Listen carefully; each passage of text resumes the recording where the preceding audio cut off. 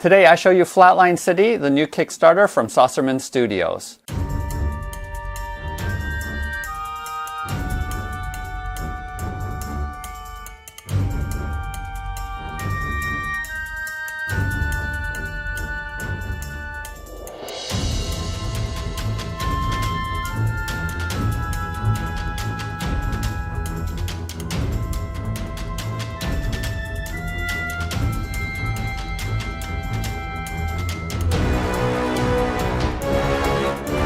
But before we get into today's video, just wanted to share with you what the GGGG is for this month.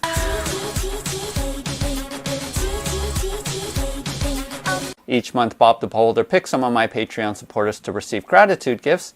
And for this month of September of 2021, we have a ton of them.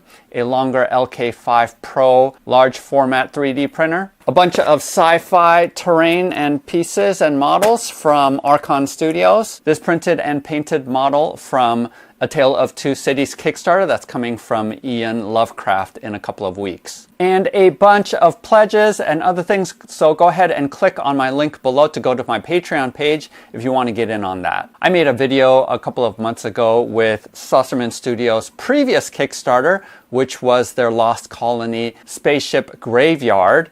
And I made a whole tutorial about how to paint those. If you want to check that out, click here. And in this video, I'm going to show you some of the models that Saucermen Studios sent to me. And this is just a small sampling of all the files that you're going to get from this Kickstarter. We're also going to head on over to the computer to check out all of the things that's going on in the campaign, as well as a painting tutorial at the end of this video. Although if you've seen my spaceship graveyard one, it's pretty much the same painting techniques that I use there. So like many others, I picked up my Kill Team Octarius box last weekend, and I've been so busy I haven't even taken it out of shrink wrap yet. But I think this set from Saucermen Studios is going to work perfectly with not only Kill Team, but also all of your other sci-fi themed games. Like this would be fantastic with Infinity, with Necromunda, Stargrave, Starbreach, any of those games. I think this set is going to work fantastically. And one of the things that I really like about it is that it can be multi-level. So this gantry system that is part of these buildings enables you to build height as well as just a lot of scatter terrain and pipes for the ground here. There's a lot of versatility, and I just love the design of this set.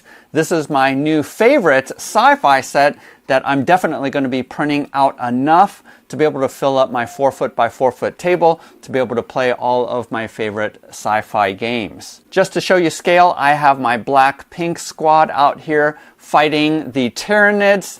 All they want is just to get their noodles, but they're getting invaded, and so they're duking it out here on this set. Like I said before, this is just a small sample files that they sent me. Doesn't even begin to touch all of the files that you're going to get, and even with this small sample, you can see how much terrain I was able to build and how many different elements that are available. Not only the gantry system, but again, like I said, these pipes, and then these buildings that you have. I've created it up to a 3rd height building, but obviously you can go even higher than that. Or you can choose to just spread out the buildings across. I probably have enough to fill out most of my table with just these buildings if I just go back down to 1 story each. And I thought about modifying the files to be able to magnetize, but actually the peg system that they have here works really well, and there's no danger of these buildings sort of falling off when you stack them up like this. So I've been pretty happy. Also the gantry as well as all of the signs do clip on with the open lock clips, which is a pretty universal system.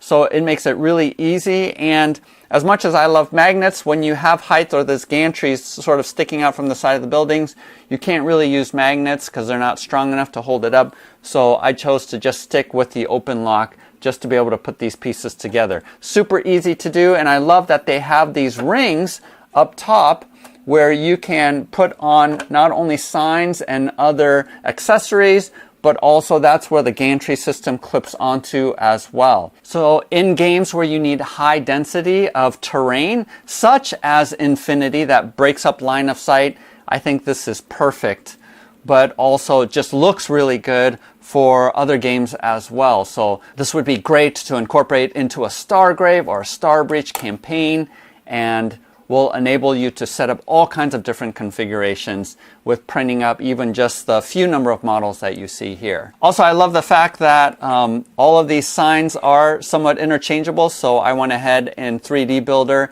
and I switched up this official sign that says Flatline City and created instead my own Gaming Geek sign. Again, if you haven't seen my how to use Microsoft 3D Builder to modify STL files, go ahead and click here. But it's super easy to make mods like this and make your own signs. Also, all of these doors slide in and out through the top of these buildings, which makes it super easy. And here in this building, we have ability to just shutter the doors like this. So I just think there is a lot of versatility in this system. Let's go ahead and go on over to the computer and I will show you the campaign. Here is the Kickstarter page and links in the descriptions below. They've raised $26,000 and it has about 3 weeks left to go. And there are basically 2 pledge levels. The Street Punk core set if you don't want any of the stretch goals, but I definitely think for $24 more at $58 for the all-in, it is worth it because they have unlocked a ton of stretch goals. But there is an insane amount of options that they are giving you. Here is even a dungeon set for underneath the city if you want to print that out, which you can use as corridors for sci-fi games. I didn't paint my interiors, but they do have a lot of interior options as well as furniture if you want to go inside as one of your options. But here you see the height that you can achieve just by stacking all of these units on top of each other. And I don't even have most of these signs or these canopies that you can put on there, or all of these different options and greeblies that you can add on to your buildings. So again, just 90 models, and I showed you just about a half dozen of the buildings that they sent me. So you just have tons of options. And again, for me, the gantry system is really what sold me on this, just because you can get height. You can add on some of their previous Kickstarters. Again, this was the one that I reviewed.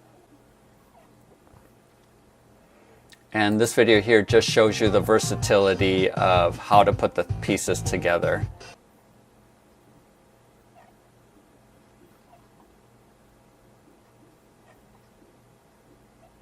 Again, the gantry system I think is awesome. And massive numbers of signs. If you want to use Microsoft 3D Builder, you can go ahead and edit these to say whatever you want them to say. A lot of scatter terrain, Gothic themed, a little bit larger, sort of double wide here for the hospital.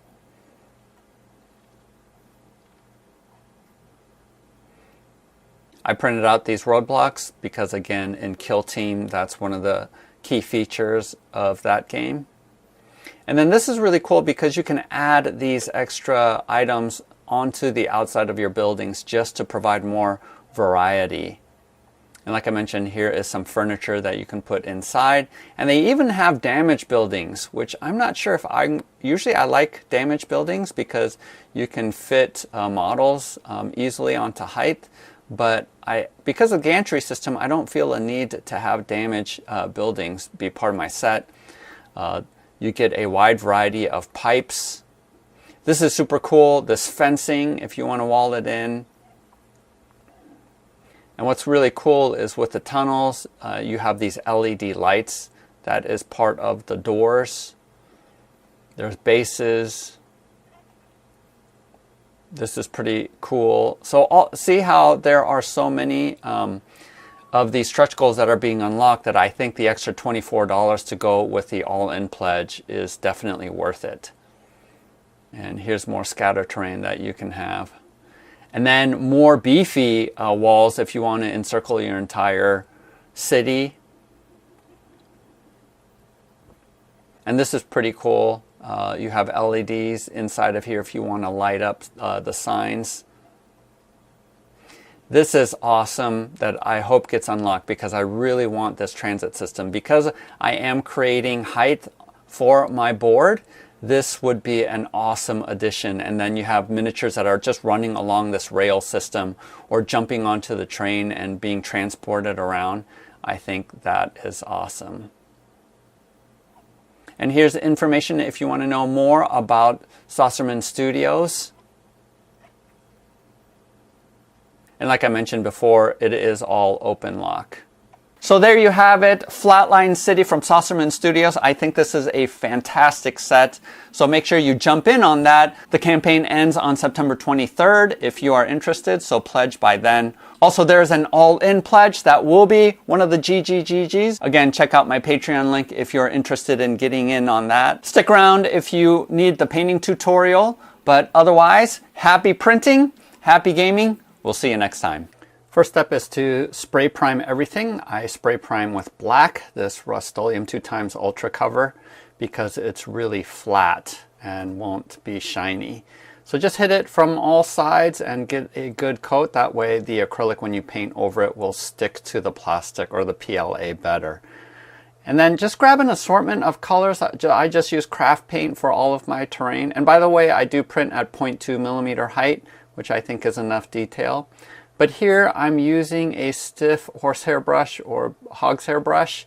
And as you can see, I'm not putting a ton of paint on. I'm just splotching it on like this. And I'm intentionally keeping it uneven because that's what gives it that weathered look.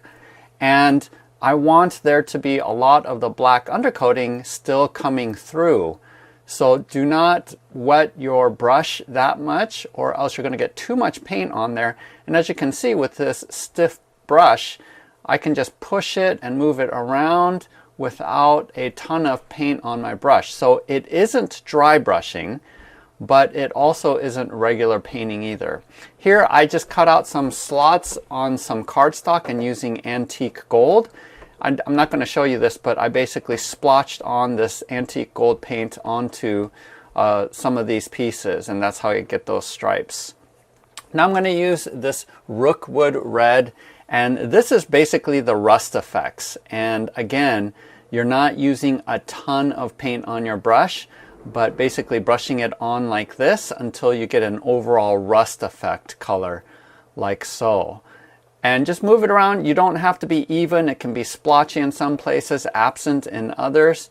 But as you can see here, I'm really just pushing it in and moving it around onto the piece using my brush without a ton. And this is the effect you're going for.